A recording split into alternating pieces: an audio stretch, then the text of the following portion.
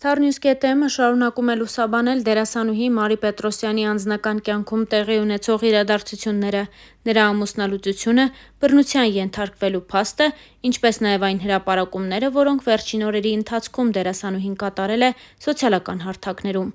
Մեզ հաջողվել է գտնել նաև Մարի Պետրոսյանի նախկին ամուսնու սոցիալական էջը, որտեղ նա պատասխանել է կնոջը և նրա մեղադրանքներին։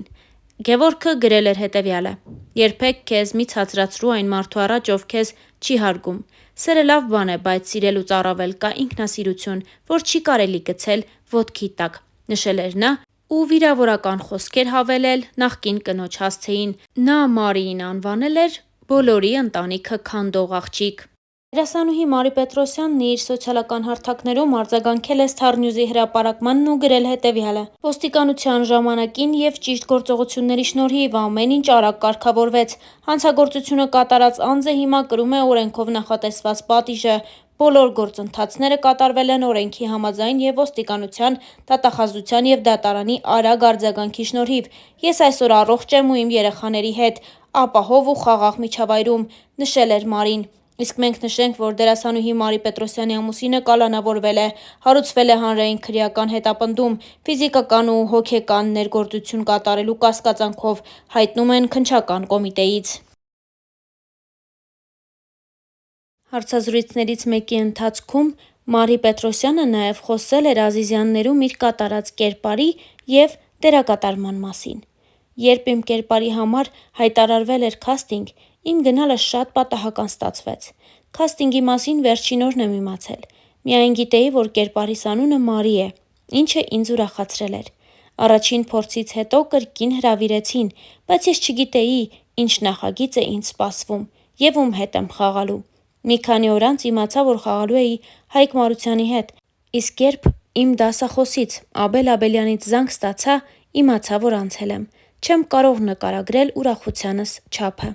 Երբ, օրինակ, դիտում եմ սիթքոմը, մոռանում եմ, որ ես եմ խաղում։ Ինձ դուր է գալիս մեր սիթքոմը, երբ անջատում եմ և նորից եմ նայում, սկսում եմ զայրանալ, քանի որ կան բաներ, որոնք ես կարող էի այլ ձևով անել։ Շատ քննադատ եմ և հաճախ զայրանում եմ ինքս ինձ վրա։ Ինձ շատ հետաքրքիր է սիթքոմի զարգացումները, սիրում եմ նաև հետևել իմ մյուս ընկերների խաղին։ Ես տեսակով հանգիստ և ուրախ մարդ եմ։ Սիրում եմ մենակ մնալ կամ ընկերներիս հետ ժամանակ անցկացնել։ Ասեմ, որ նաև փոփոխական եմ։ Ի դեպ, արդեն հոգնել եմ ինձանից, թե որքան փոփոխական կարող եմ լինել։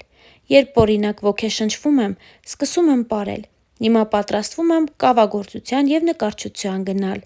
Երբ հոգնած ու հանգիստ եմ, սիրում եմ բնության գրկում ժամանակս անցկացնել», անկեղծացել էր դերասանուհին։ Մեզ մնում է հավելել, որ Ազիզյանները սիթքոմից հայտնի Մարին, նույն ինքը Մարի Պետրոսյանը, որի հերոսուհին աչքի էր ընկնում թրենդամոլությամբ ու բրենդերի հանդեպ թուլությամբ, իրականում բացարձակ չի հետևում թրենդներին, կարևորելով անհատական ոճի ձևավորումն ու հարմարավետությունը։ Դերասանուհին դեռ տարիներ առաջ, երբ առաջնեկը 1 տարեկան էր, մասնակցել է հարցազրույցի ու անկեղծ պատասխանել լրագրողների հարցերին, բացահայտել իր թուլությունները, ֆոբիաներն ու ինչ խոսք այն ամենն, ինչ նա սիրում է։ Թե ինչպես է օրը սկսում, Մարին պատասխանել է. «Երեխայից լացի ձայնով։ Նա է ինձ արթնացնում և միևնույն ժամանակ ժպտում եմ նրան ու փորձում օրս ուրախ սկսել, որ այդպես էլ շարունակվի։ Սնունդ կամ ըմպելիք, առանց որի չես պատկերացնում օրդ։ Շոկոլադ և ջուր։ Առանց դրանց չեմ կարող օրս լիարժեք անցկացնել», նշել էր դերասանուհին։ «Կերակուր, որը տանել չեք կարողանում։ Ցանկացած տեսակի ֆասթ ֆուդ, նման ուտեստներ չեմ կարողանում ուտել։ Հասակ և քաշ կարող եք նշել։ Հասակս 163 սանտիմետր է, քաշս այս պահին 47 կիլոգրամ է։ Երբ մի բանով հիանում ես, ինչ բառ ես օգտագործում։ Առաջին արտահայտությունը, որ անում եմ, վայ, լսի, հետո շարունակում եմ. շատ սիրունա, նայած ինչ եմ տեսնում», ծիծաղով նշել էր նա։ Երբ բարկանում ես, որ բառն ես ամենից հաճախ օգտագործում։ Չեմ ասի այն բառը, որն օգտագործում եմ ամենաբարկացած ժամանակ, բայց հաճախ օգտագործում եմ ապուշ կամ նմանատիպ մի բառ։ Ինչպե՞ս ես փաղաքշաբար դիմում տղայիդ։ Իրականում շատ մեղմ չեմ արտահայտվում, ավելի շատ ներս եմ գցում զգացմունքներս։ Տղայիս դիմում եմ բալես կամ մոնթես։ Իսկ ինչ ֆոբիաներ ունես։ Ունեմ կլաուստրաֆոբիա։ Շատ եմ վախենում փակ տարածքներից, ինձ թվում է շնչահեղձ կլինեմ։ Նաև սարսափում եմ թիթեռներից։ Թրենդներից որը տանել չես կարողանում։ Ճիշտն ասած, թրենդամոլ չեմ, ու ավելին, այնինչ թրենդի մեջ է, ինչը բոլորը համատարած կիրառում են, երբ աչք է ծակում, արդեն չեմ սիրում դա։ Ես ավելի հասարակ բաներ եմ սիրում, բայց ամենից շատ տանել չեմ կարողանում վարդագույն բմբուլներով ու նմանատիպ միտումներով հագուստ։ Որպես մայրիկ, ուժեղ ու թույլ կողմերը ձեր կնշեք։ Ես ինձ ուժեղ մայրիկ եմ համարում ու կարծում եմ, մայրիկները առհասարակ ուժեղ մարդիկ են։ Երեխայիս համար իմ ուժերը միշտ տեղում են լինում, միայն մեկ թույլ կողմ ունեմ, երբ քունս տանում է, չեմ կարողանում դիմանալ, ծիծաղով նշել էր Մարին։ Ֆիլմ, որը միշտ կարող ես դիտել։ Այս հարցին դերասանուհին հետևյալ կերպ էր պատասխանել. Լեոնարդո Դիկապրիոյի մասնակցությամբ բոլոր ֆիլմերը կարող եմ անդադար նայել, միայն իր մասնակցության ֆիլմերն եմ այդպես հետաքրքրությամբ մեկ անգամից ավել դիտում։ Որ տարիքի հետ են կապված հուշերիդ մեծ մասը։ Ցանկացած տարիքի հետ կապված էլ ունեմ հուշեր, բայց ամենից լավ հիշում եմ 18-ից սկսած բոլոր հիշարժան իրողությունները։ Օր, որը կցանկանայիր ջնջել կյանքիցդ։ Իհարկե տխուր օրեր շատ են եղել, բայց չկա նման մի օր, որը կցանկանայի ջնջել իմ կյանքից։ Առաջին անգամ երբ ես սիրահարվել։ Շատ փոքր տարիքում, երբ նոր էի դպրոց հաճախում։ Եղել է անկեղծ մանկական սիրահարվածություն, բայց իրական սերն ապրել եմ 20 տարեկանում։ Գույն, որը լավագույն բնորոշումն է քեզ։ Սպիտակն եմ ամենից շատ սիրում ու կարծում եմ, հենց դա է իմ գույնը։ Սիրում եմ դրա պարզությունը և մաքրությունը։ Վերջին անգամ երբ ես ձեռագիր նամակ գրել և ում։ Չեմ գրել ձեռագիր նամակ։ Միգուցե անհավատալի է, բայց չեմ գրել։ Վերջին անգամ ում վրա ես բարկացել և ինչու։ Իմ ամենացավոտ թեման է։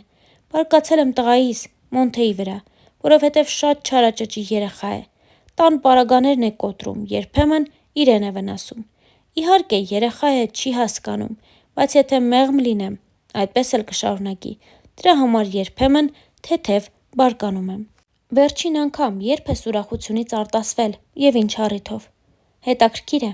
բայց տխուր պահերին այդքան չեմ արտասվում, որքան ուրախալի պահերին։ Մի քանի ամիս առաջ, երբ քրոջս առաջնեկը ծնվեց, երջանկությունից մի քանի օր արտասվում էի։ Դա է վերջերս պատահած ամենահիշարժան ու հուզական պահը ինձ համար։ Ահա այսպիսին էր լրագրողի մյուս հարցը։ Ամենազավեշտալի բամբասանքը, որը երբևէ քո մասին լսել ես։ Բամբասանքը միշտ բացասական երանգի է լինում, բայց այս մեկը նույնիսկ ծիծաղելի էր ինձ համար։ Լսել եմ, որ ոմանք ասում էին, թե ես անչափահաս եմ, բայց բալիկ եմ ունեցել։ Ինձ համար շատ զարմանալի էր, քանի որ չեմ կարծում տարիքիցս այդքան փոքր եմ երևում։ Բացի այդ, ինչ կարիք կա առանց ճշմարտությունն իմանալու նման բաներ ասել։ Ամենաչսիրածդ հարցը, որ տալիս են։ Անձնականիս հետ կապված ցանկացած հարց չեմ սիրում, բայց ամենից շատ չեմ սիրում, երբ հարցնում են, ինչ կա չկա, ամեն ինչ լավ ա, հենց այդ բառերի հերթականությունը տանել չեմ կարողանում, անկեղծորեն նշել էր դերասանուհին դեռ տարիներ առաջ։